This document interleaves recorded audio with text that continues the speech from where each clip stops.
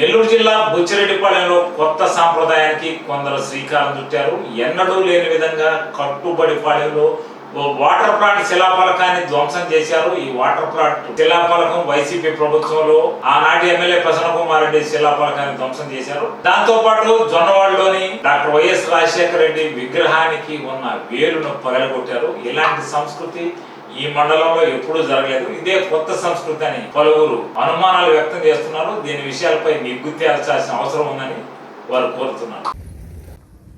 నెల్లూరు జిల్లా బుచ్చిరెడ్డిపాళెంలో కొత్త సాంప్రదాయానికి కొందరు శ్రీకారం చుట్టారు.